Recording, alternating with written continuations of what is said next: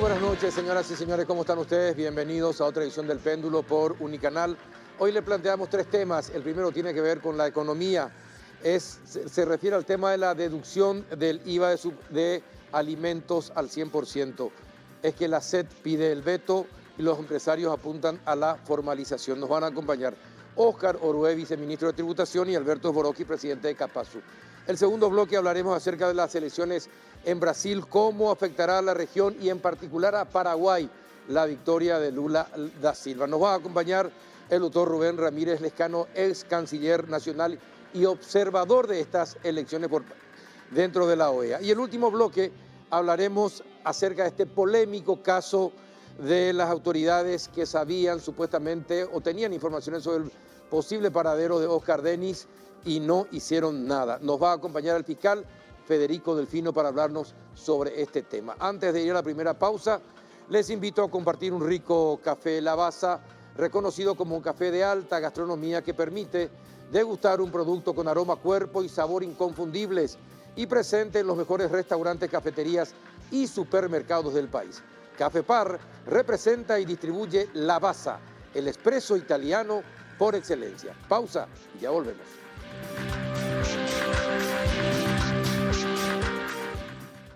El Samsung Week llegó a Bristol. Aprovecha la semana de precios inigualables, con hasta 50% de descuento en todos los productos Samsung. Con tus compras participas de la promo 1.000 millones en premios. Escucha esta super oferta. Celular Samsung A13 de 64 GB. Precio normal, 18 cuotas de 223.000 guaraníes. Ahora, solo 18 cuotas de 114.000 guaraníes. Y no te olvides que con tus compras en Bristol ayudas a Teletón. Demos vuelta al partido. Bristol, la mejor casa de electrodomésticos del país. Todos los miércoles y jueves son de Big Sale en Farmacia Vicente Escabone. Hasta 50% de descuento.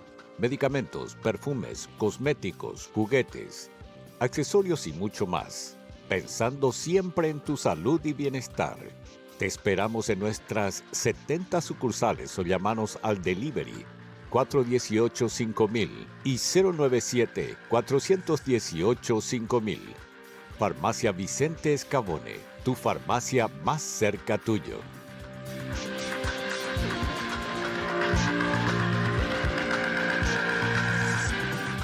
Buenas noches, don Óscar Orué, viceministro de Tributación. ¿Cómo está? Buenas noches, Carlos. Buenas noches también para Alberto y también para toda la teleaudiencia. Gracias por la invitación. Don Alberto Sborocki, ¿qué tal? ¿Cómo anda? Muy bien, Carlos. Un gusto estar acá. Un saludo también para Óscar y para la audiencia. Bueno, gracias por estar, porque tienen posiciones diferentes y a ver si la gente puede entender las diferentes posiciones que tienen. Desde el gobierno piden el veto de la ley de deducción del IVA de productos alimenticios en general. ¿Por qué? Porque nosotros creemos que eso va a generar una inequidad en el sistema. Va a hacer que los menos favorecidos, por decir un término elegante, el que tiene menos ingresos, el que apenas puede llegar a fin de mes, el que gana sueldo mínimo, el que paga IPS, ese es el que va a terminar pagando el impuesto, Carlos. Y lastimosamente un sector de 273.000 personas físicas que tienen ingresos mayores van a poder pagar cero de impuesto al momento de deducir. ¿Y por qué pasa eso, Carlos? Porque el prestador de servicio, cuando su cliente le paga, está pagando el IVA, no sale de su bolsillo. No sale de su bolsillo. ¿Qué va a pasar? Va a pasar que vos me contratás a mí como abogado y yo te cobro 1 millón. ¿Cuánto es el impuesto? 10%. Entonces te cobro 1.100.000 te cobro. Entonces ese 100.000 no sale de mi bolsillo, sale de tu bolsillo. Vos sos el consumidor final, vos estás pagando, yo voy a quedar con ese 100.000. ¿Por qué? Porque voy a poder deducir todo lo que yo compro, gastos personales, gastos de mi familia. O sea, entonces eso es lo que nosotros decimos, señores. No rompamos ese principio de igualdad que establece la Constitución Nacional, porque eso genera una injusticia social. El más pobre va terminando pagando el impuesto y aquel que tiene, por su capacidad, lógicamente, contributiva va a terminar pagando 0 de impuestos. Por eso nosotros en nuestro discurso y en nuestra conversación con el Senado habíamos acordado que tenga un límite, un porcentaje de deducibilidad, porque entendemos la naturaleza y el objetivo de lo que ellos están defendiendo. Nosotros no estamos en contra de ellos, estamos a favor del principio de igualdad y que sea objetivo esto. Y bueno, si podíamos, si eso se aprobaba, ese 30%, nosotros no íbamos a tener ninguna objeción acerca de eso, y eso iba a ser. Hoy nos íbamos a estar sentados acá, Carlos, para hablar del tema, y Alberto con todo su grupo, todo que es Capazo y otros gremios, iban a estar festejando porque nosotros cedimos en ese momento. Pero hoy no entiendo por qué aprobaron la versión de diputados que perjudica no solamente la recaudación, porque ni siquiera estamos hablando de cuánto va a dejar de recaudar el Estado, sino que estoy hablando es acerca de esa injusticia social y ese perjuicio que le va a causar al menos favorecido económicamente. Esa es nuestra posición. Y bueno, yo entiendo, respeto, y algo que yo creo que es importante, Carlos, y también a Alberto, es poder construir en el disenso. Eso es lo más difícil, y a través del diálogo. Y este gobierno se caracteriza por dialogar con todo el sector. ¿Por qué implementamos una reforma tributaria después de 27 años? Porque nos sentamos a hablar con todos los sectores y pudimos llegar a ese consenso, a esa verdadera alianza público-privada. Yo no entiendo por qué hoy no podemos hacerlo. Vamos a preguntarle a don Alberto, ¿y por qué los gremios del sector económico quieren que sí se apruebe la ley así como fue elaborada? Bueno, nosotros tenemos, digamos, un principio que es el de la inequidad, pero basada en la formalidad versus la informalidad. Nosotros decimos que nosotros no tenemos la competitividad que debemos tener en el sentido de poder ser atractivos para el público en general contra el contrabando, contra la informalidad y contra las empresas, porque informalidad engloba realmente mucho más que contrabando. Informalidad también tiene que ver con la informalidad laboral, que es no pagar el salario mínimo. Informalidad es no pagar IPS, no pagar, digamos, vacaciones, aguinaldo y otros, ¿verdad? Inclusive que trabajen más horas de las que tienen que trabajar. Entonces, si nosotros estamos combatiendo, porque esa es la palabra, esto es un combate finalmente, contra la otra mitad del Paraguay que está en negro, nosotros necesitamos ventajas competitivas desde la formalidad. Entonces lo que nosotros decimos es que si el profesional independiente que factura por sus servicios puede deducir las facturas del IVA, en esta coyuntura que tenemos de una informalidad importante, histórica en el Paraguay, de un contrabando histórico importante también en el Paraguay, hoy impulsado por la diferencia de cambio entre el dólar blue y el dólar oficial en Argentina principalmente, porque también hay contrabando de Brasil, hay bastante contrabando de azúcar de Brasil, ¿verdad? Entonces, lo que nosotros decimos es, vamos a migrar la compra en negro a la compra en blanco. En vez de comprarse un desodorante del semáforo, ese profesional independiente que puede deducir se va a ir a la despensa de Ña Juana, o se va a ir al supermercado, o se va a ir al mayorista y va a comprar el desodorante de ahí. Y esa es una venta perdida. Entonces, así tenemos que pensar nosotros. Son ventas que estamos perdiendo porque no somos lo suficientemente competitivos o interesantes para el consumidor, porque él no puede deducir su factura.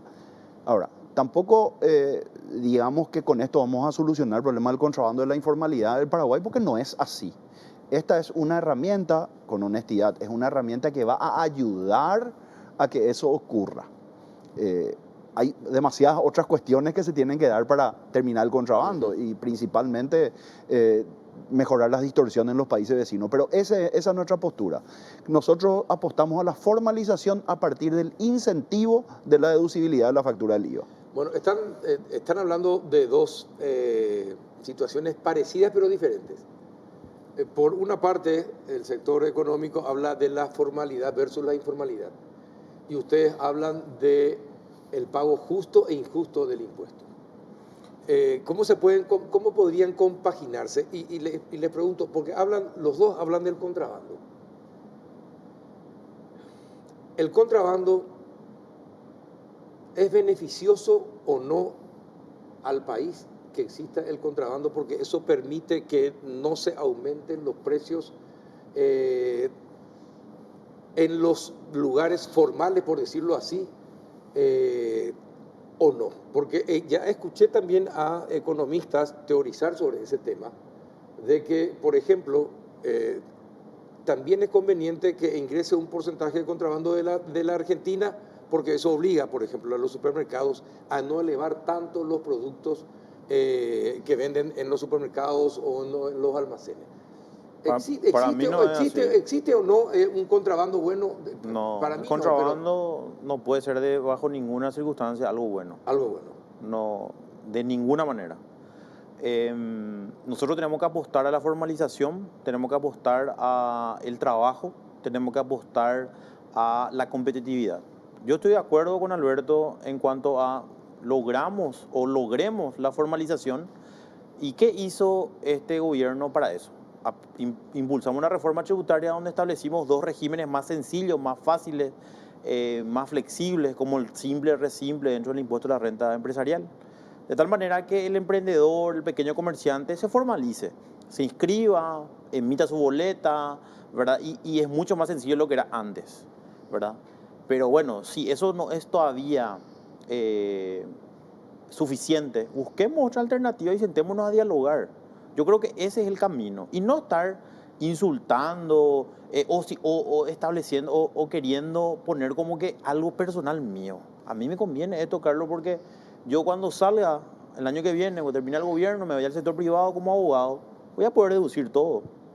O sea, yo voy a estar dentro de ese grupo privilegiado, por llamar de una manera, que voy a poder deducir, pero Juan, que apenas llega a fin de mes, va a terminar pagando 100% del impuesto. O sea, por ahí va el tema de la discusión.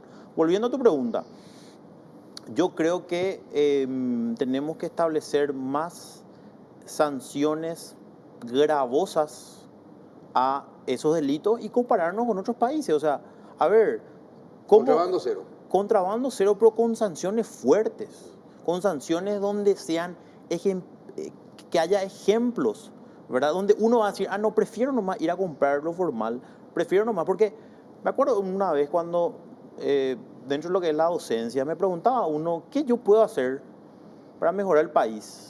Y apostar al producto nacional, apostar a la venta de empresas que pagan su impuesto, que pagan IPS, ¿verdad? O sea, ese es el secreto para poder salir adelante como país. La formalización es el único camino para crecer. Esa es mi visión. Bueno, entonces comparten. Nosotros compartimos, es más, tenemos más puntos en común probablemente de lo que estamos disentiendo, ¿verdad? Con respecto a lo del contrabando, es una leyenda urbana que el contrabando finalmente lo que hace es regular los precios para abajo. Exacto. Y se habló mucho de eso y realmente tira todo para abajo. Tira el precio para abajo, tira la calidad de vida del paraguayo para abajo, tira la esperanza de vida del paraguayo para abajo y todo lo que en su ecosistema familiar puede darse, ¿verdad? Y te voy a poner un ejemplo bien didáctico. Una persona que trabaja en el semáforo vendiendo aceite y jabón en polvo. Tiene a los hijos dando vuelta entre los autos, no se están yendo al colegio. Le pagan entre 800.000 guaraníes y 1 millón de guaraníes el capitalista que trae el producto de contrabando y le dejan ahí, porque le dejan en camionetas, le dejan.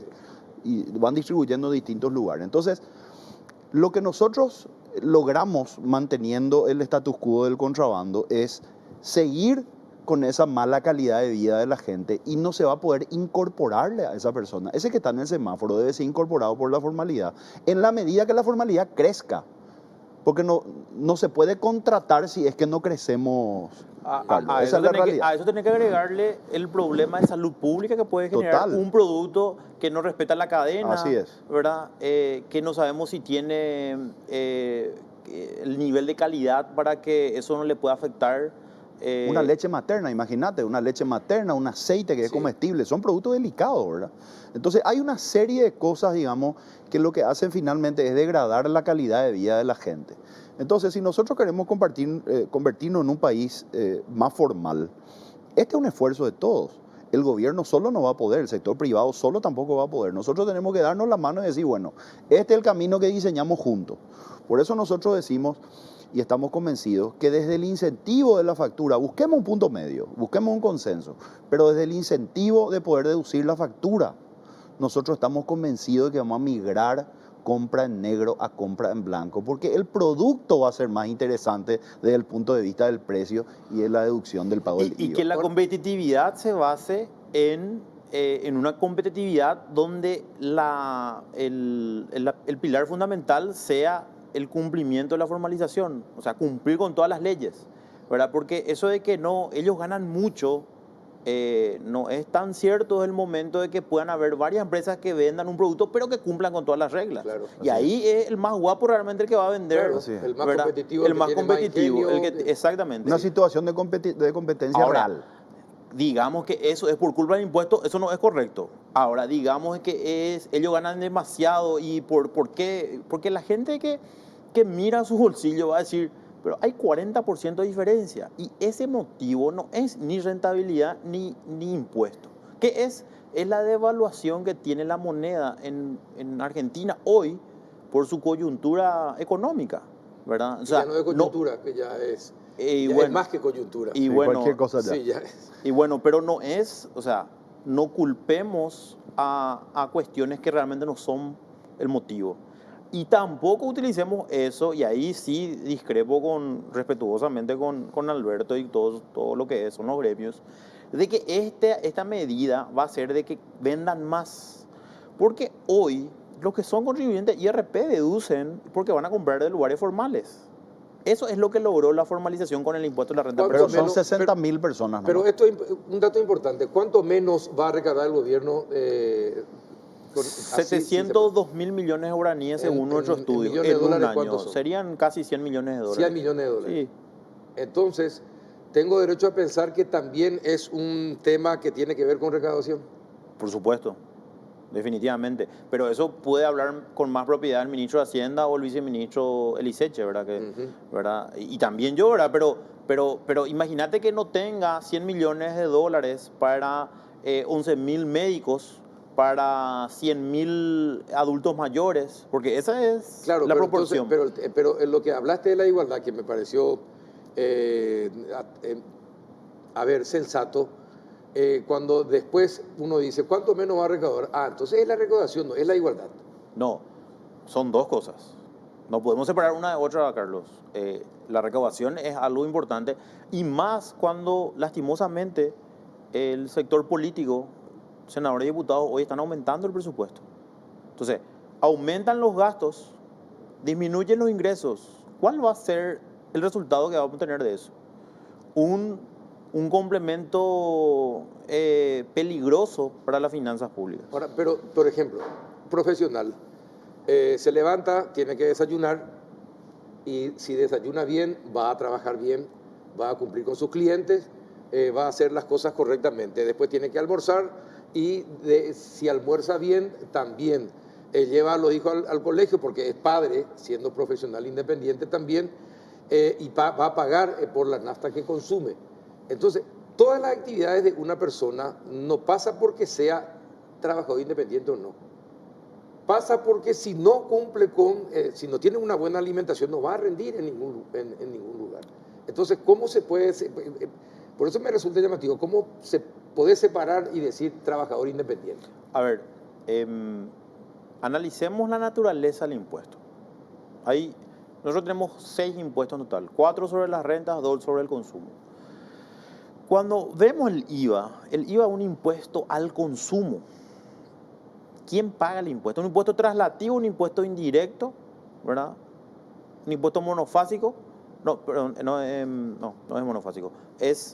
Lo que quiero decir en este caso es que el que paga es el consumidor final. Pero no es porque trabaja que va a comprar su alimento. O sea, solamente no es que los profesionales independientes y los prestadores de servicios nomás se alimentan. O sea, por la naturaleza humana es que uno se alimenta. Claro. O sea, pero si no trabaja, no va a tener recursos Entonces pongamos un límite para que Porque cuando se va a comprar, no compra para él nomás, compra para toda su familia. Claro, comprar toda la familia. Entonces también. limitemos, y si eso vamos a considerar como un factor de producción, ¿verdad? Generadora de fuente, de renta en este caso, bueno, considerémoslo, ¿verdad? Ahí es donde nosotros cedemos como gobierno.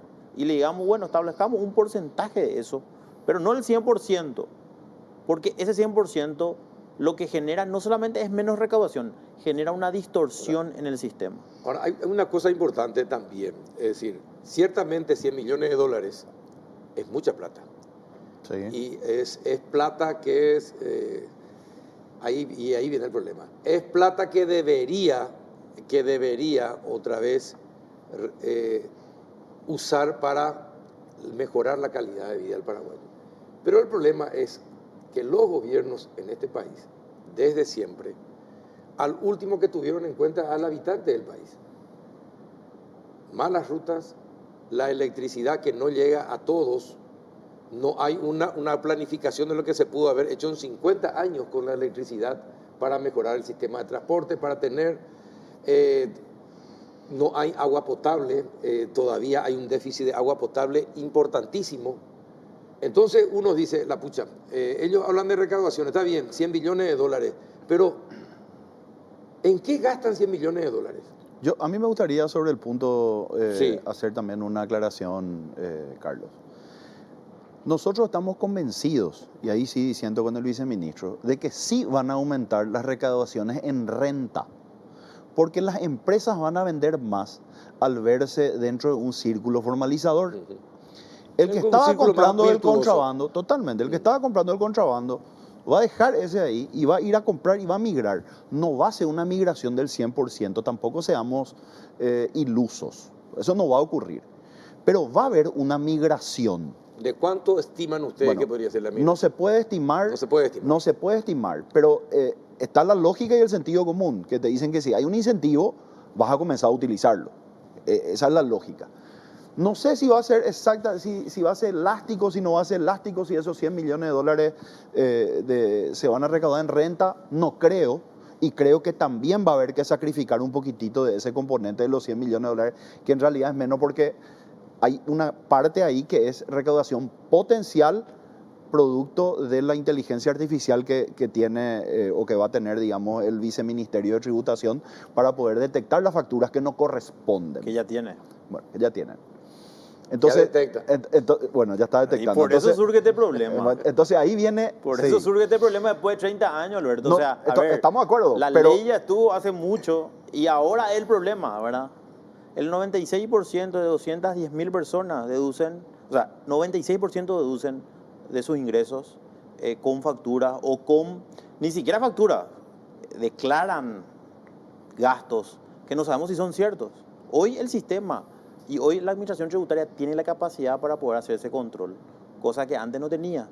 Entonces la gente, bueno, estaba acostumbrada. ¿Por qué no pueden saber si es cierto lo que declaran? Porque cuando vos declarás, es una declaración jurada, en el cual vos pones el formulario 120, que es el IVA, pones yo...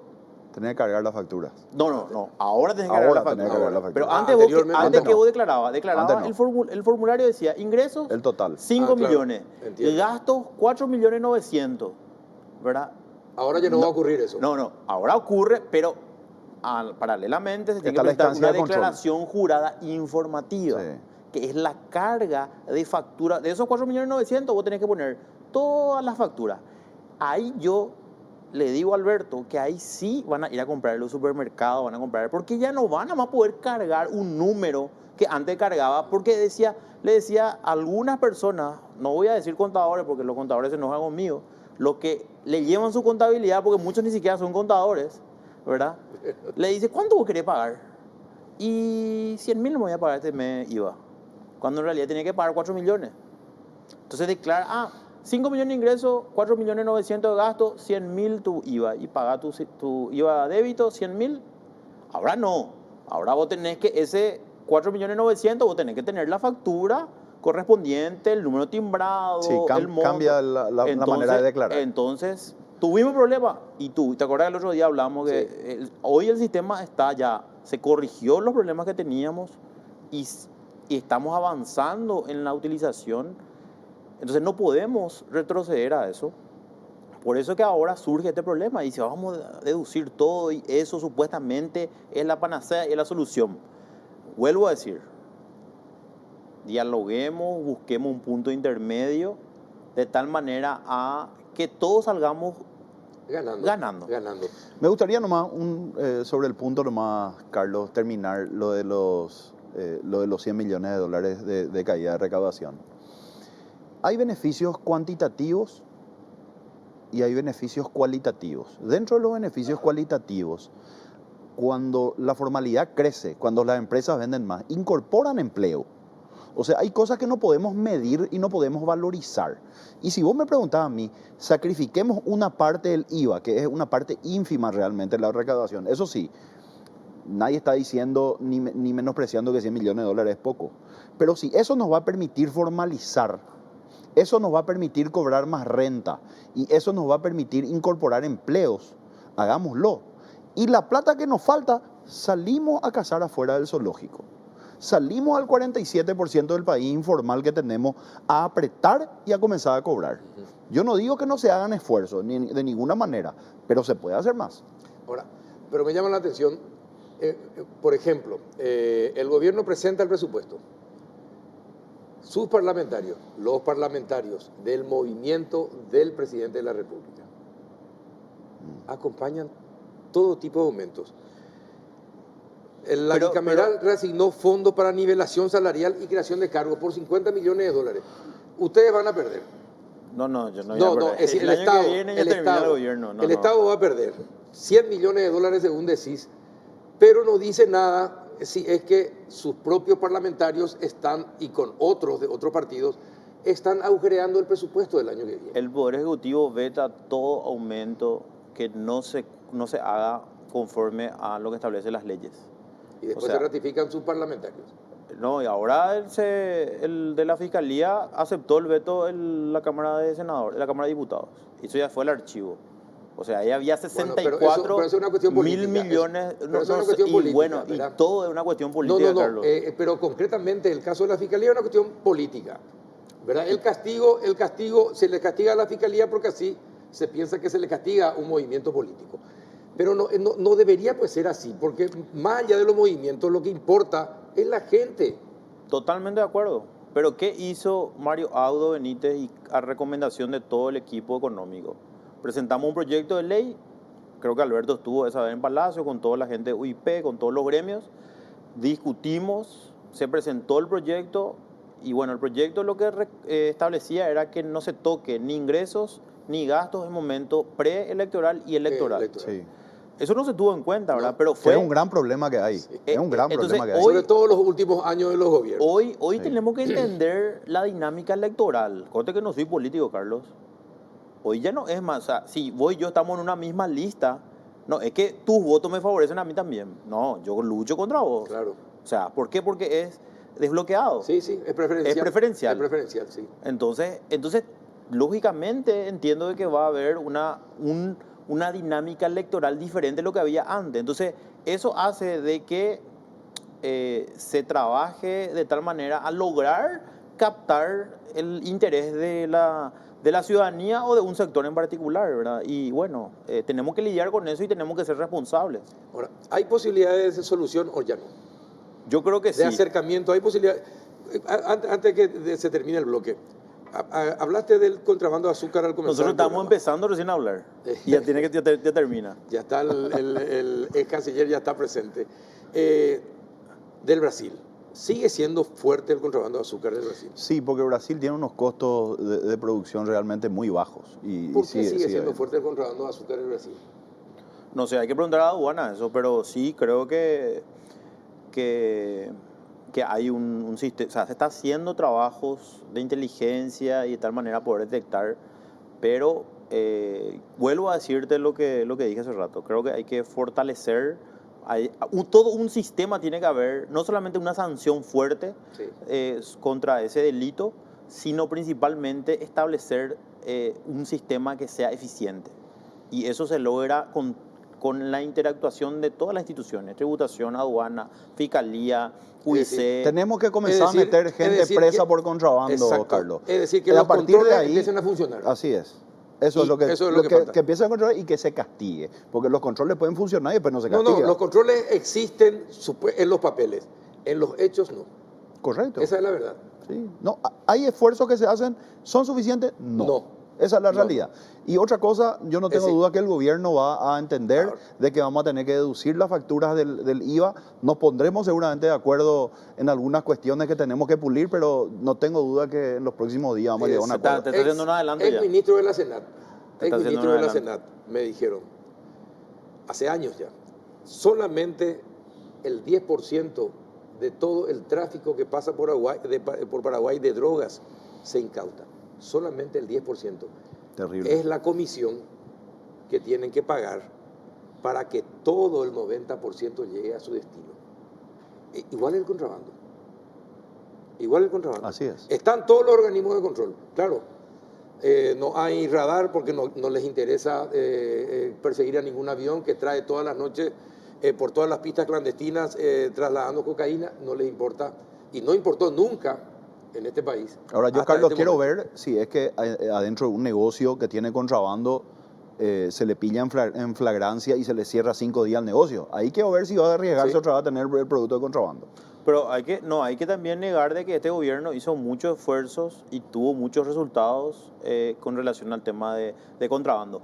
Pero la coyuntura hace de que, bueno, voy a decir que no es coyuntura, pero hoy la devaluación de la moneda, tanto de Brasil como de Argentina, facilita todo. Facilita mucho más. Sí. Esa es una realidad. Pero yo estoy abierto a dialogar, estamos desde el gobierno abiertos a poder consensuar y llegar a un punto intermedio de tal manera a poder... se va a poder deducir la factura. Y sí, o sea, nosotros no estábamos luego a favor. Bueno, está bien. Pero no el 100%. Bueno, está bien. Les agradezco que hayan venido. Gracias, Carlos. Gracias, Oscar. Gracias, Alberto. Muchas gracias. A la vuelta de la pausa, ¿saben quién va a estar con nosotros? Acaba de bajarse el avión de Brasil. Observador paraguayo, ex canciller. Nos va a explicar cuál es el significado del triunfo de Lula en Brasil, por qué todavía Bolsonaro no aceptó la derrota oficialmente, por lo menos públicamente, y bueno, y qué es lo que puede pasar de acá en más. Muy interesante. Mi respeto al doctor Ramírez. Perfecto. Rubén Ramírez Leján nos va a acompañar en instante. Gracias, señores. Gracias. A la vuelta de la pausa, ya volvemos. Volvió a Bristol la promo más grande del país. Vení, comprá y ganá 1.000 millones en premios. Sorteamos todos los días, millones en efectivo y tu compra te sale gratis. Además, con cada compra te llevas una cuota de regalo para tu próxima compra. Y como si fuera poco, en el sorteo final regalamos una increíble camioneta Volkswagen Amarok Full Equipo 0 kilómetro 2022. Aprovecha y comprá hoy con los mejores precios del país. Vos podés ser uno de los ganadores. Bristol, la mejor casa de electrodomésticos del país. Con los productos verdes de Regional Sustentable creces de forma armónica con el medio ambiente. Financiación de Maquinarias es una línea de préstamos destinada al sector agrícola ganadero para la adquisición y renovación de maquinarias con motores de alta eficiencia y bajas emisiones. Ingresa a www.regional.com.py para conocer más detalles. Regional. Creemos en vos.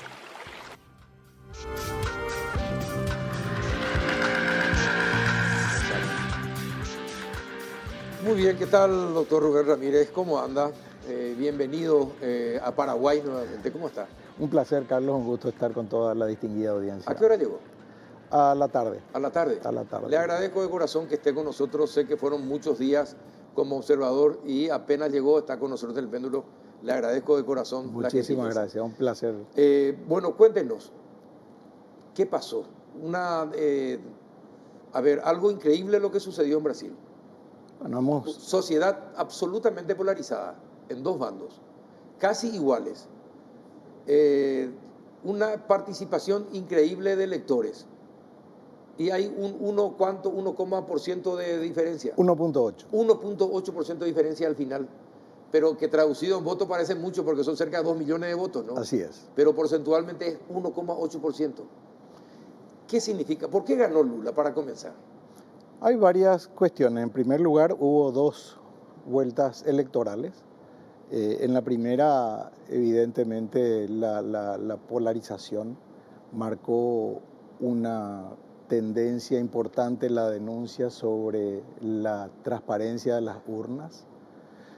Los resultados arrojados, reconocidos por todos los candidatos, generó de que ese haya dejado de ser un tema importante. Sin embargo, aparecen otros eventos para la segunda vuelta relacionados con la desinformación, con las fake news o noticias falsas, la cuestión de la violencia, que es otro fenómeno evidente, y un debate muy importante que tienen un impacto no solamente para Brasil, para el continente, sino para todo el mundo. El debate sobre el manejo de la información, la libertad de expresión, por una parte, y el manejo de las encuestas, que es otra variable, donde hubo errores importantes. Solamente el error que tuvieron prácticamente todas las encuestadoras en el Brasil, en la primera vuelta, en São Paulo le daban un rango de ventaja a Lula del 8%, y Bolsonaro ganó con una ventaja del 9% en la primera vuelta, el 11% en la segunda. En São Paulo.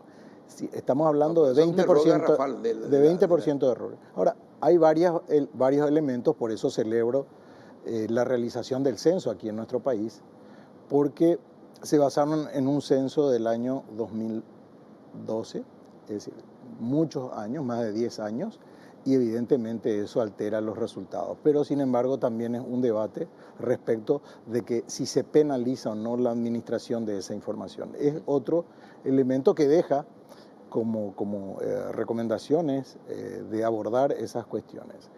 En la segunda vuelta, la participación fue masiva como en la primera vuelta. Pero una cosa, doctor, usted como observador, ¿cómo le explica a la teleaudiencia que en el legislativo hay mayoría, es decir, Lula tiene minoría, pero termina ganando la presidencia? ¿Cómo se explica esa dualidad de votos? O mientras se vota más por Bolsonaro en el legislativo, termina ganando Lula la presidencia. ¿Cómo se puede entender en un mes que se haya dado esa circunstancia? No, las circunstancias se dan justamente en las dos vueltas. En la primera vuelta se eligieron ya 15 gobernadores y la totalidad del Congreso. Exacto. En las urnas uno tiene la opción de elegir a sus candidatos, a presidente y vicepresidente, y después sus candidatos a senadores y diputados, que son electos además en cada estado del Brasil. Brasil tiene 27 estados y el Distrito Federal. Entonces, esto se genera como resultado de que las personas fueron eligiendo a quienes preferían, y obviamente Bolsonaro saca un resultado extraordinario sin precedentes en el Brasil. Logra 16 de las 27 gobernaciones. 16 de las 27. 16 de las 27, es decir, el oficialismo electo, digamos, el gobierno de Lula va a tener 11 gobernaciones. Y logra la mayoría plena en ambas cámaras, senadores y diputados. Entonces, obviamente vemos que el gran desafío para el gobierno que va a asumir a partir del 1 de enero es construir una unidad y una visión compartida de la sociedad brasileña, que es lo que llamamos siempre a que se construya esto. Y para Paraguay es importante de que nuestro vecino viva en paz y tranquilidad. Es decir, pero es sorprendente el tema, pero bueno, ¿cómo votaron los brasileños? El sur, el sector agrícola, la mayoría para Bolsonaro. El norte, el nordeste brasilero, todo por Lula. ¿Cómo fue? ¿Por regiones? Sí, en general, por regiones,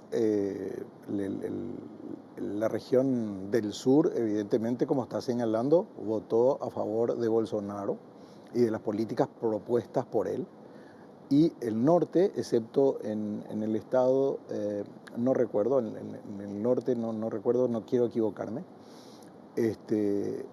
Bolsonaro dio vuelta en el segundo turno, como le llaman ellos. Esto plantea justamente de que el trabajo político de promoción de políticas públicas, si se desarrollase mucho más ampliamente en lugar de la violencia del discurso, hubiese sido más constructivo inclusive para Brasil y para los candidatos. Es algo que nosotros señalamos en el informe preliminar sobre la importancia de que en la política y en la construcción democrática las propuestas de políticas públicas, las propuestas de programas de gobierno sea fundamental, porque si no existe una gran devaluación de la clase política y un descrédito en la democracia. Varios informes, podemos citar Latinobarómetro o de la Universidad Vanderbilt, señala de que, por ejemplo, nuestro país es uno de los que menos cree en la democracia, como consecuencia de la calidad de las instituciones. Y algo que tengo que resaltar es que pudimos constatar como observadores de este proceso de que Brasil tiene una institucionalidad muy sólida. Realmente corrieron versiones. A pesar de los conatos de violencia y a pesar de todas esas circunstancias, en primer lugar fueron muy aisladas. Digamos que fueron eventos aislados. Durante el proceso electoral me refiero. Luego, las instituciones de seguridad de la República están totalmente subordinadas a la Constitución y a las leyes. Y todos los poderes del Estado alineado con el Tribunal Superior Electoral, que es la única autoridad institucional y constitucional del Brasil autorizada a dar los resultados de las elecciones, y todas se han alineado para que ese trabajo y esa tarea pueda desarrollarse. Y fíjense que a las 5 de la tarde, en la segunda vuelta, ya se tenía más del 70-80% de los votos, y para las 8 de la noche concluyó el 100% del conteo. Es decir, esta semana que pasó, doctor, también abundaron, no sé si fake news o realmente sucedió, denuncias de fraude electoral. Bolsonaro se cuidó mucho de no denunciar eso, por lo que leo en los diarios de la región, pero sus seguidores, en especial los camioneros, que fueron los que estuvieron cerrando las rutas en los últimos días en Brasil, hablaban de fraude electoral. ¿Ustedes pudieron constatar algún tipo de fraude? ¿Pudo haber ocurrido así como denuncian? ¿Y es cierto que hay instituciones que podrían confirmar que hubo fraude? No. Yo tuve la oportunidad de hablar con ambos candidatos en las dos vueltas electorales. Hablé con todos los partidos, hablamos con la sociedad civil brasileña, y en la primera vuelta el planteamiento que hacía el presidente Bolsonaro era que las urnas no eran auditables, y como consecuencia, antes de esa primera vuelta se había creado un comité de transparencia donde involucra a una serie de instituciones y actores preponderantes de la sociedad y del Estado brasileño. En ese contexto se aprobó que el Tribunal de Cuentas de la Unión, que sería como una contraloría, pero digamos que es el que evalúa toda la conducta administrativa del Estado, tomó la decisión de llevar adelante una evaluación que se transforma finalmente en auditoría. La auditoría va a estar lista para febrero, pero la evaluación sobre 4.168 urnas electrónicas. Estas urnas emiten un papel certificado de cuántos electores concurrieron a esa urna. Esto se compara con la información que se traslada al Tribunal Superior Electoral, y se encontró de que en las 4.168 evaluadas no hubo ningún tipo de diferencia. En segundo lugar, el nivel de conteo y el nivel de transmisión de datos fue impecable. Por eso, en nuestro informe nosotros señalamos que sigue siendo eficiente, porque son las urnas que desde 1996 se instalaron en Brasil. Es un orgullo para el Brasil. Estuvimos con técnicos importantes de las universidades más prestigiosas del Brasil. Estuvimos con técnicos, estuvimos con analistas, y los propios integrantes de la misión de observación, fuimos 56 observadores de 17 nacionalidades en 15 estados del Brasil y en 3 países, en 5 ciudades. Entonces, realmente hemos hecho una cobertura importante para poder respaldar en nuestro informe el trabajo hecho por el Tribunal Superior Electoral, al que felicitamos, así como al Tribunal de Cuentas de la Unión, que dio su informe sobre la primera vuelta, antes de la segunda vuelta. El presidente Bolsonaro me expresó de que ellos sostenían de que las urnas no son auditables. A la Organización de Estados Americanos como misión de observación electoral no le compete, no forma parte de las funciones acordadas, porque no somos un órgano decisorio o un árbitro del proceso, somos observadores.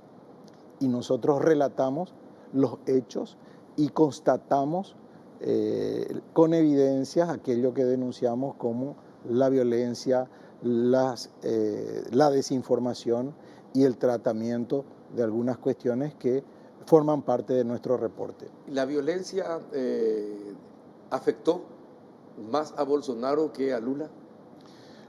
Hay hechos que sí afectaron los resultados finales, y esa es una apreciación absolutamente personal. Nosotros condenamos como misión de observación, porque la violencia nada tiene que ver con la democracia.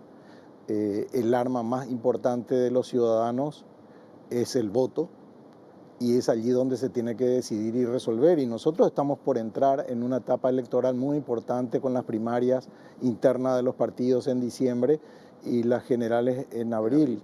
Y hay muchas lecciones que enseñan estas experiencias donde realmente vale la pena considerar. Nuestro informe preliminar está disponible ya en la página web de la OEA. Pueden acceder a ellos, está completo, están todos los temas, desde la estructura electoral, la participación de mujeres, indígenas, afrodescendientes, financiamiento político, voto en el exterior, las cuestiones relacionadas con la tecnología y la transparencia justamente del proceso electoral. Ahora ya más como analista que como observador, ¿quién va a ser, quién era más favorable para Paraguay? Si se puede hablar en esos términos como presidente, ¿quién sería mejor para un buen relacionamiento entre Brasil y Paraguay, Lula o Bolsonaro? Yo te diría que es indistinto, o debería ser indistinto para Paraguay. ¿Por qué? En primer lugar, porque Paraguay es el que tiene que resolver dónde va a poner sus prioridades de relaciones con el Brasil. Bolsonaro, durante este gobierno, está desempeñando, porque va a estar en funciones hasta el 1 de enero, desarrolla la infraestructura de integración física sin precedentes. Desde el puente de la Amistad no teníamos otro puente con Brasil. Se está por inaugurar el puente que une Foz de Iguazú con Presidente Franco. Con Hernán Arias y con el presidente Franco hay otro proyecto. Está el proyecto de Puerto Murtiño, Carmelo Peralta, que está en construcción. Sí. Es decir, allí hay aspectos que realmente, el tema de la hidrovía, que es clave, y él tiene, y me lo ratificó, una relación muy cercana con el presidente Mario Abdo, con un diálogo permanente bilateral. Nosotros siempre priorizamos la cuestión de Itaipú, y es muy importante. Claro que sí. Ahora bien, no es el único tema que tiene Paraguay, y allí es donde tenemos que desarrollar una agenda que nos permita tener una visión de desarrollo de largo plazo. Los problemas de las diferencias macroeconómicas que nos impactan a veces con las oscilaciones cambiarias de uno y otro país, en el caso de Argentina es más dramático, recién estaban hablando del contrabando. Bueno, esas son cuestiones claves que nos afectan directamente. Las cuestiones vinculadas al desarrollo de la industria, que es uno de los pilares del programa planteado por el presidente Lula, es otra cuestión clave. Nosotros tenemos aquí todo lo que es la industria de la maquila, que es un tema sensible para San Paulo y que tenemos que dialogarlo con el Brasil. Tenemos las cuestiones relacionadas, por ejemplo, con toda la producción agrícola que tiene un destino importante a Brasil, pero también a Argentina. Y el presidente Lula enfatiza en su propuesta gubernamental la integración regional, algo que para el presidente Bolsonaro fue importante pero no sustantivo. ¿A qué me refiero? A que se desarrolló estos programas de integración como los puentes que mencionaba y otros, pero él se fijaba más en el mercado internacional que en el regional y con una alta tensión en su relación bilateral con Argentina. Entonces, son cuestiones que creemos que van a ser atemperadas, que en el gobierno del presidente Lula, que va a tener que buscar el equilibrio dentro de un Congreso que le va a hacer, sí, que va a tener que construir mayorías. ¿Le parece que va a tener gobernabilidad? Mi anhelo es que sí. Depende de la habilidad de los negociadores políticos del gobierno para construir una mayoría que le permita conducir sobre esas prioridades y visión compartida que tengan los brasileños. Pero el dolor de la derrota,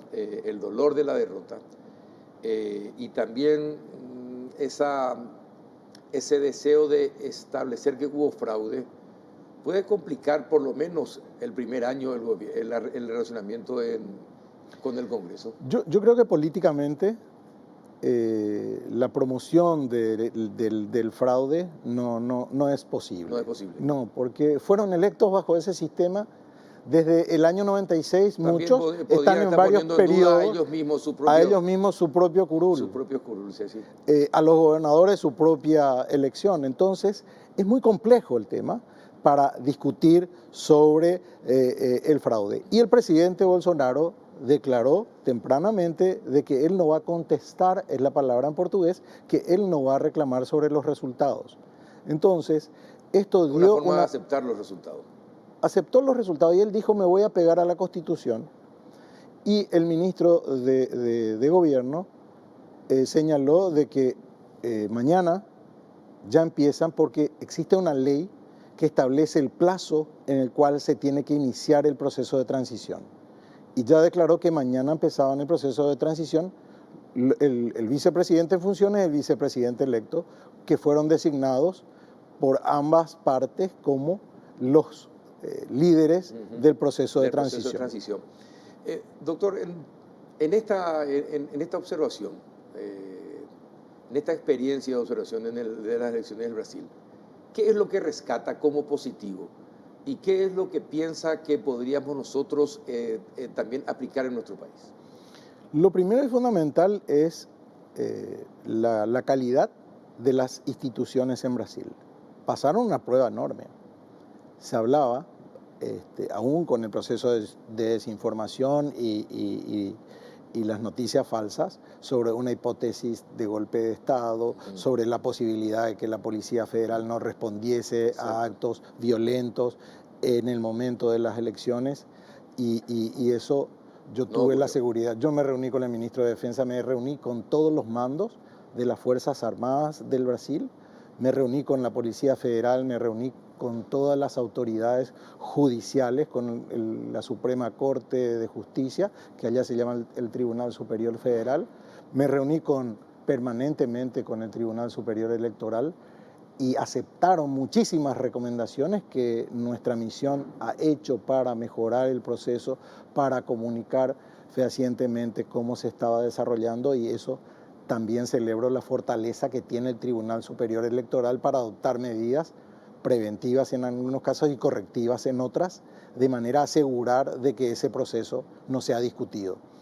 El tercer elemento, la gran concurrencia de brasileras y brasileros al momento electoral. Lula es hoy el presidente con más votos de la historia del Brasil, y Bolsonaro es el expresidente con más votos, que perdió las elecciones, que tuvo más votos que con los que llegó a la presidencia de la República del Brasil. Esos son señales muy importantes del compromiso ciudadano, del respeto, porque los casos de violencia fueron absolutamente aislados y no en los recintos electorales. En los recintos electorales vimos participar familias. En ninguno de los 15 estados donde desplegamos observadores hubo actos de violencia en los centros de votación. La capacitación de los integrantes de la mesa, excepcional. La calidad para orientar a las personas, para decirle este es el procedimiento, han sido excepcionales. y las medidas de seguridad adoptadas en el entorno electoral también fueron muy importantes.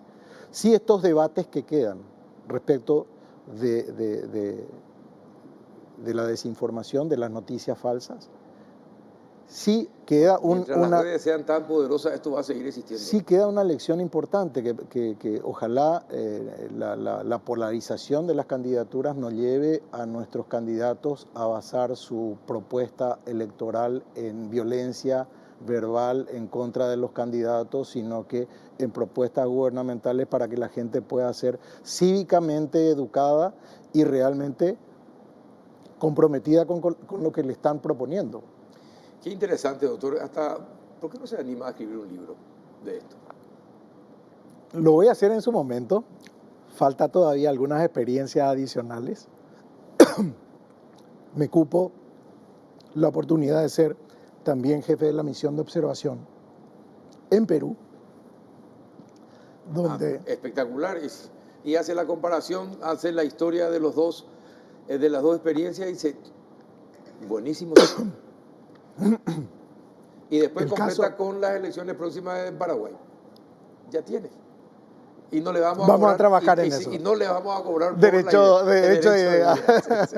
Gracias por venir, doctor. Un placer, Carlos. Un gusto estar siempre en tu programa. Sinceramente, le vuelvo a reiterar, llegó, se bajó el avión, se bañó y está con nosotros. Así que le agradezco profundamente. Un placer, Carlos. El doctor Rubén Ramírez Lescano es canciller nacional.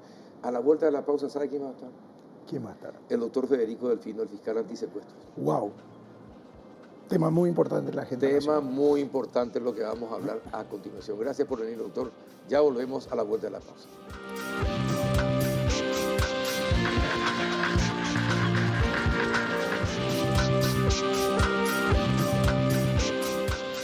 Ya ingresamos al último bloque del péndulo y saludamos al doctor Federico Delfino, fiscal antisecuestro. Gracias por venir, doctor. ¿Cómo estás? Muy buenas noches, Carlos. Bien, estamos trabajando siempre. Bueno, hoy me dijiste por Radio Carita que estabas anonadado. Sí. Por todo lo que pasó. Sí. Por todo lo que está pasando. Explícale a la audiencia por qué. ¿Qué es lo que te tiene sorprendido? Y principalmente que un instituto o una institución como el Ministerio de Justicia nos haya comunicado esa información a los estamentos pertinentes. Es un desconocimiento al rol constitucional que tenemos, que tiene el Ministerio Público. Es inaudito. Yo por lo menos en mi 17 años como fiscal nunca me pasó y nunca escuché que haya pasado.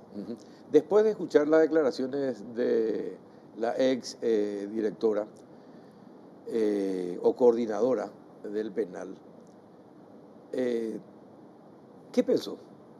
Cuando le empieza a exponer con quién habló, a quién le envió mensajes, con quién habló personalmente, después le envió mensajes, cuando le cuenta todo, que también le dijeron que pudiera relacionarse con las internas para ver si por ahí algo se enteraba que pudiera servir para muchas investigaciones, y no se hizo nada, no le comunicaron a la fiscalía, ellos solo decidieron, se convirtieron en fiscales e investigadores sin comunicarle a usted. Cuando empezó a escuchar ese relato de la señora, ¿qué pensó? Sin palabras, Carlos. Intentando buscar explicaciones que hasta hoy no las tengo. Pero es que desecharon a la fiscalía. No le tuvieron en cuenta a la fiscalía. Pero no solamente a la fiscalía, Carlos, que somos los directores de la investigación, sino a un grupo de analistas preparados en donde el Estado paraguayo invirtió por ellos para que puedan decir sí o no. Gente capacitada en el extranjero, gente con un excelente, por decirlo así, que ha dado muchos resultados. Hace 10 días atrás, el resultado fue gracias al trabajo de los analistas. Exacto. Que bueno, 2 días después terminaron echando por la borda con el tema del féretro. No es una opinión política, pero son cuestiones que se deben de cuidar, porque el EPP no es cualquier cosa. No es cualquier cosa. Ellos son los enemigos del pueblo paraguayo, Carlos. ¿Cuánto daño, cuánto dolor, cuántas personas mantener en zozobra, no solamente a la familia, a la sociedad, a la estructura del Estado, porque le pusieron bombas al Poder Judicial, le pusieron bombas al Ministerio Público, le pusieron bombas a policías, le pusieron bombas a militares. Mataron civiles y buscan derrocar un gobierno legítimamente constituido. Así es. Entonces, no, yo personalmente no encuentro explicaciones muchas veces a lo que pasó en estos últimos días, Carlos. Le pregunto esto porque le escuchamos hoy a una guardia cárcel del penal hablando sobre los privilegios que tiene Carmen Villalba en el penal. Pero creo yo personalmente, muy particular, de que hay que separar las cosas. Yo le pido que usted me corrija, me indique y me explique. Una persona que es condenada por 2 hechos y que recibe la máxima pena, pero además le agregan por el tema de seguridad, peligro por seguridad, la posibilidad de extender su condena, porque al terminar la condena se tiene que evaluar cómo fue su actuación durante y ahí decidir si continúa o no el resto de la pena por seguridad. Esa persona, por buen comportamiento, puede ir integrándose a lo largo de su condena al resto del penal, o definitivamente porque es muy peligrosa, no, y no tiene derecho. ¿Cuál es la verdad en ese tema? Y bueno, de por sí, el tema de las condenas más las medidas de seguridad son para readaptar al condenado. Al condenado. Pero que es el objetivo, porque es el objetivo. Cárcel, claro. Pero históricamente vemos que Carmen, desde que está sometida a un proceso, siempre no se ha sometido al proceso. Se fugó, lideró motines, tomó rehén a una guardia cárcel, sí, exigiendo cosas. Continuamente intenta llamar la atención. Arengas. Esta última arenga, por ejemplo, es cierto, Carmen, cuando vos ves su comportamiento, llega, en el último juicio que me tocó hace 2 años, tiene estudios. Abogado. Sí, realizó cuantos cursos haya dentro de la penitenciaría, sí, ¿verdad? Pero esto no podemos dejar pasar. Esto quiere decir de que el sistema nos sirve. Pero no solamente en la cárcel de mujeres, claro, también en las otras penitenciarías, claro, con los otros grupos criminales. Sí. Y te voy a interrumpir, Carlos. Y eso fue lo que Marcelo Pecci en algún momento tuvo una seria discusión con la anterior ministra de Justicia. ¿Con Cecilia Pérez? Con Cecilia Pérez. ¿Por qué? Por la situación carcelaria del país. Porque querían, ¿qué querían? Acelerar el proceso de readaptación de los jefes del PCC y compañía. Por determinadas circunstancias que pasaron. Y fue en un programa en este canal. Y nosotros sabemos de que hay determinados grupos criminales que dominan las cárceles. Sí, eso es cierto. Entonces, ¿y el Estado? Y no estoy hablando, lo mío no es una expresión política, es una preocupación desde el punto de vista como un actor de la seguridad. Esto es una amenaza híbrida. Es decir, que los privilegios que le concedieron no correspondían por el comportamiento que tiene. No corresponden, Carlos. No corresponden. ¿Y cómo es posible? Mire, es decir, ¿quién maneja el Ministerio de Justicia? ¿Y el ministro de Justicia? No, debería. ¿Pero maneja realmente el ministro de Justicia? No. Entonces, ¿a quién le responden desde el Ministerio de Justicia? Y el gobierno aquí ya es mucho más peligroso. Lo que usted está señalando es mucho más peligroso cuando uno empieza a decir, bueno, espera, el ministro de Justicia, ¿a quién responde? Al presidente. Bueno, pero si le permiten eso, ¿qué pasa? ¿Dónde está la autoridad? ¿Dónde está el respeto a la institución? ¿Dónde está la propia institución? ¿Quién maneja esa institución? Usted, así sin hablar, usted es más expresivo que hablando, doctor. Gracias. No, pero en serio, su gesto fue terriblemente expresivo. Esto fue la gota que colmó el vaso, Carlos. Y bueno, entonces, Crimen organizado, terrorismo, narcotráfico. Uno puede comenzar bandas dedicadas a la extorsión. sí. El problema que hay ahora en Ecuador, no sé si estás al tanto. Sí, de los Guayaquil. y compañía, En Guayaquil sí, los y en problemas otros que hay. lugares. Sí. Y son bandas en la cárcel. Un colega, Isaac Ferreira, estuvo hablando de que Rotela ordenaba homicidios desde Tacumbú. Sí. Entonces, ¿Quién le provee de celulares? ¿Quién le provee de toda la estructura para que él ordene desde la cárcel? Pero vine a hablar de una cosa y es un terminamos en relajo. otra cosa, No, pero es que forma parte de un todo. Exacto. Exactamente. Forma parte del todo. Entonces, teniendo en cuenta esta situación, ineficiencia, inutilidad, no sé si es castigable la inutilidad, pero si uno está en función de gobierno debería ser castigable porque, ¿verdad?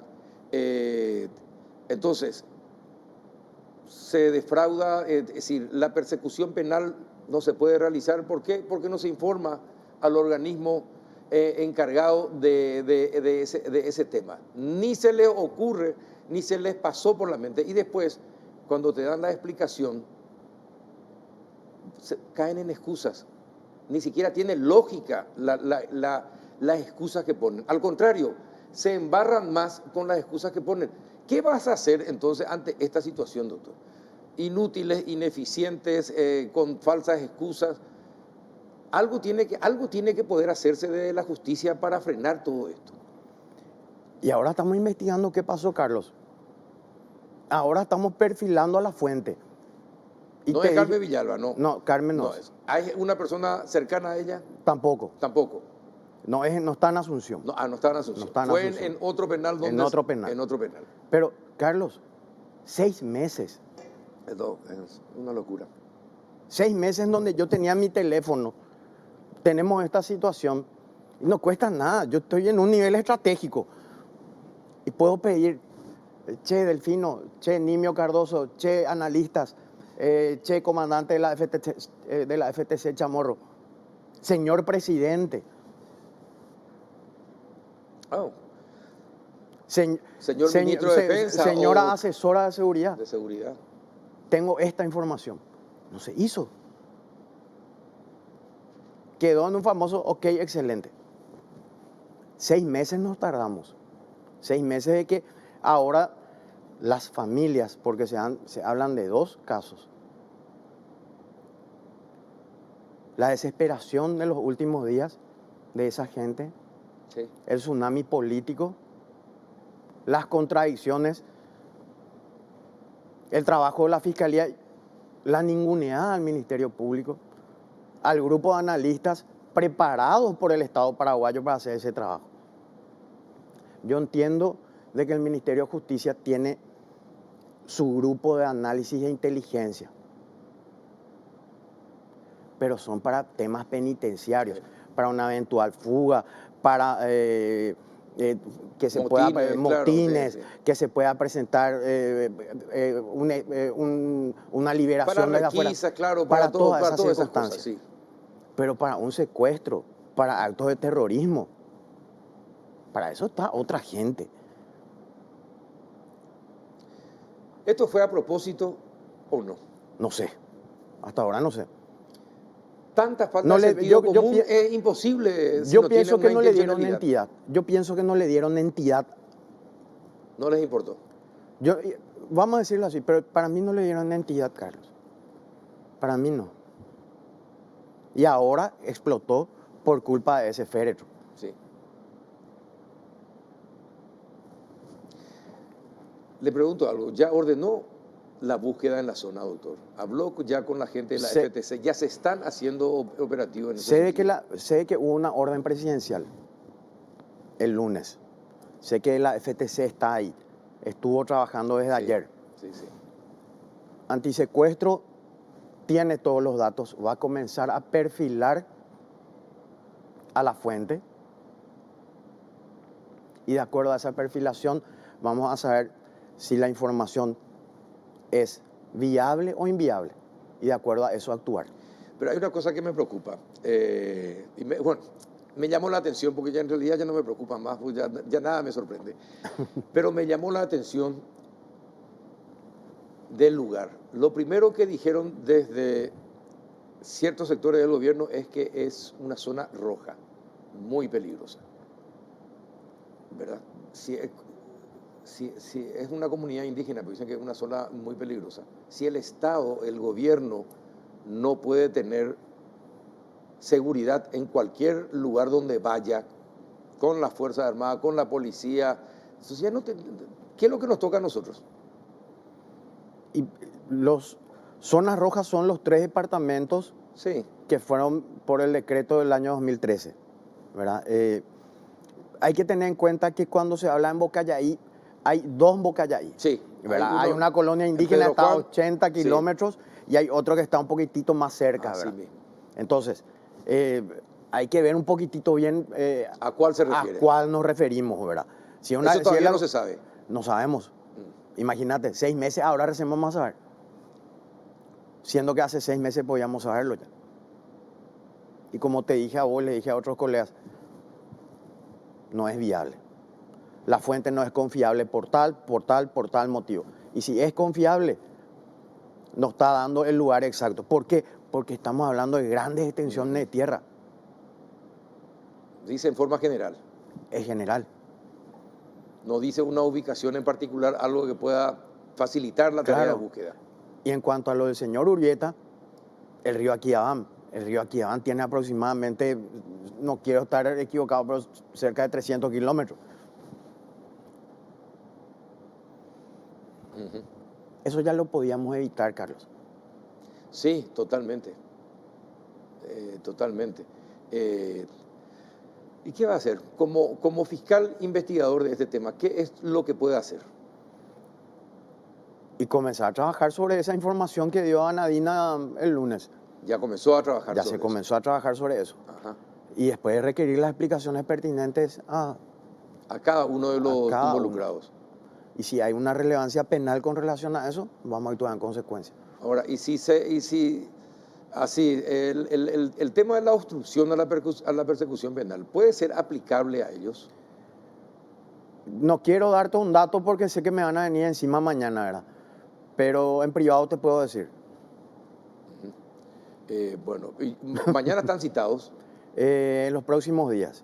Es increíble lo que está pasando desde el 23 de octubre, Carlos. Es saturado de trabajo, colegas con detenciones, yo con juicios orales, recién volví de los Estados Unidos. No hay forma de justificar, pero estamos haciendo lo humanamente posible. En los próximos días vamos a estar tomando las previsiones con relación a esto. Lo que fue urgente ya se hizo y bueno, seguramente mañana, pasado, los primeros días de la próxima semana, convocar a estas personas que tuvieron conocimiento. Ahora, hoy me entero que también tuvo conocimiento el actual ministro. Claro, sí. Es decir, la propia Anadina dijo que habló personalmente con él y después también por mensaje en agosto. Sí. Donde le preguntaba si ya habían acudido el 23 de octubre. En octubre, no, en agosto. En agosto. Efectivamente. Pero... Muerto. Osvaldo Villalba sigue haciendo temblar al Estado paraguayo. Imagínate, un féretro. Cuando esto se tenía que haber terminado el 23.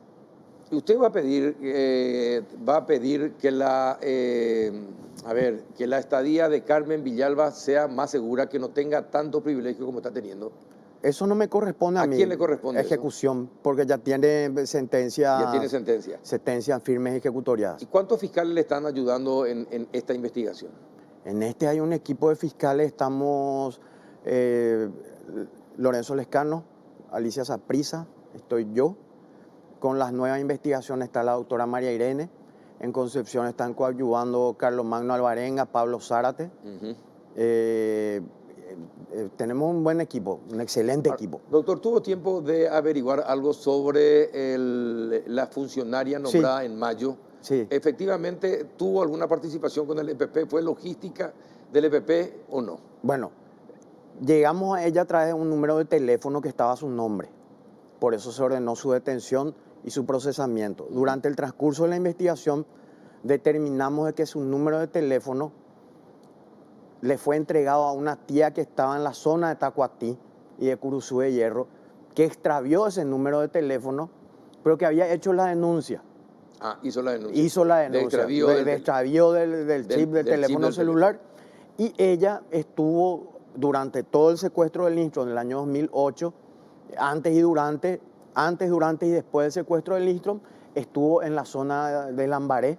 Entonces, por eso fue beneficiada con un sobreseimiento definitivo. Ah, definitivo. Definitivo, sí. Ah, bueno. No, por eso no aparece con antecedentes. No, por eso, exactamente. Ajá.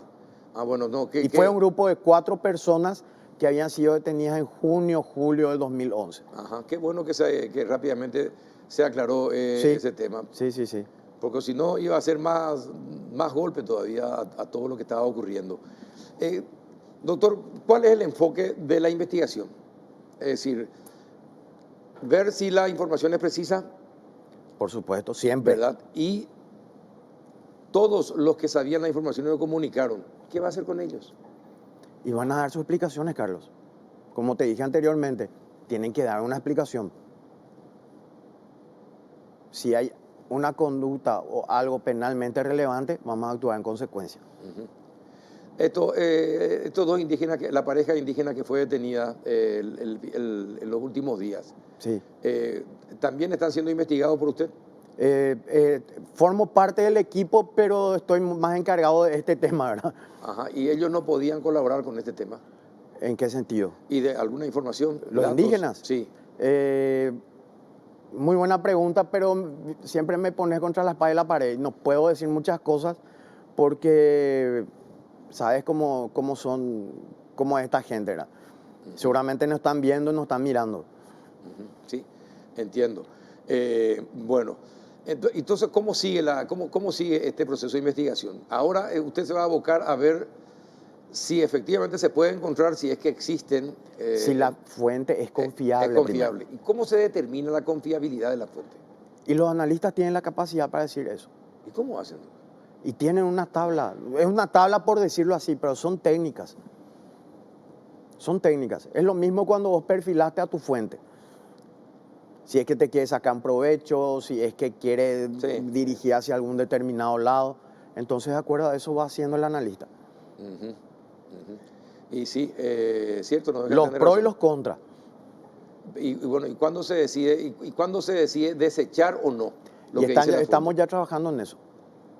Y así como están las cosas, ¿para dónde se va? ¿Para el sí o para el no? No voy a decir nada. Cuando tenga el papel, porque eso ¿Cuándo está vas a tener el papel? Y pedí que sea en carácter urgente.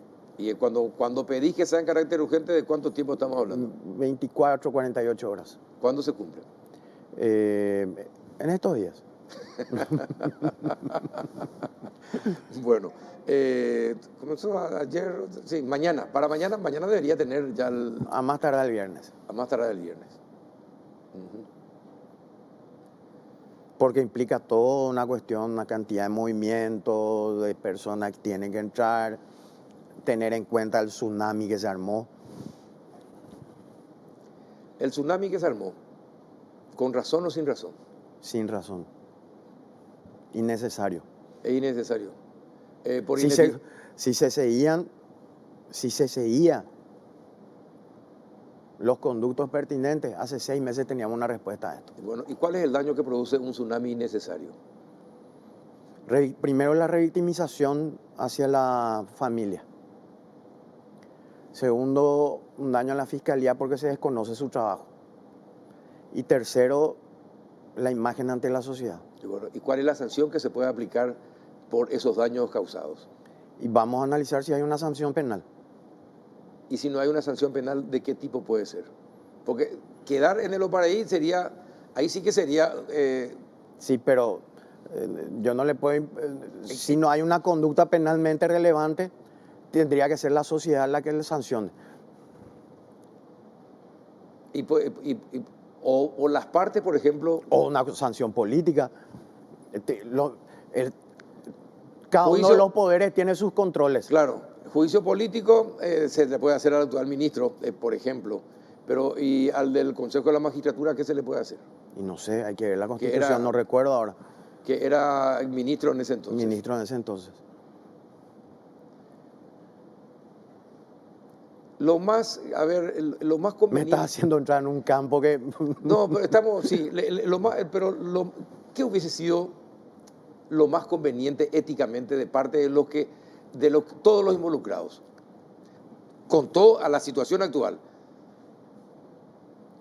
Con la situación actual. Si yo me equivoco, yo asumiría y te diría, Carlos, y pediría disculpas. Yo, Federico Delfino, sí me equivoqué. Pero no esa es la cuestión. Entonces el Congreso debería tomar medidas también. No sé, En el caso del juicio político, de un posible juicio político al ministro. pero no sé. Eso ya es política, ya escapa a lo mío. ¿Verdad? Sí. Te entiendo, doctor, te entiendo. Bueno, son las 22:29, 16 grados la temperatura, pero qué noche caliente, ¿no? Porque realmente esto enerva. Fueron días calientes, Carlos. Sí. Lo que iba a ser un gran logro se terminó empañando el martes pasado y se terminó de pudrir el lunes. Sí, sí, es lo mismo que estábamos diciendo esta semana. Y es mi opinión como ciudadano. Coincidimos totalmente entonces, porque fue lo mismo que estuvimos expresando estos días. Doctor, te agradezco mucho que hayas venido, que tengas éxito en esta investigación. Gracias, Carlos. Y bueno, y si encuentra que es factible castigarle penalmente, no dude en hacerlo, doctor. Porque, Nunca nos tembló la mano, Carlos. Y sí, y en este caso, con más razón. Ni a mí, ni al equipo de esos fiscales, ni al colega fallecido nunca nos tembló la mano. Y ahí hay muchos otros colegas que nunca le ha temblado la mano. Bueno, ojalá sigan así. Gracias por venir, doctor. Gracias, Delfino. Bien, así concluimos otra edición más de El Péndulo. Noche caliente realmente. 3 temas muy importantes para el país. Espero que lo hayan disfrutado. Nosotros aprendimos mucho hablando con los 3 entrevistados y nos quedamos tan anonadados también como el doctor Delfino por todo esto que pasó esta semana. Inexplicable por donde se lo mire. Hasta el próximo miércoles.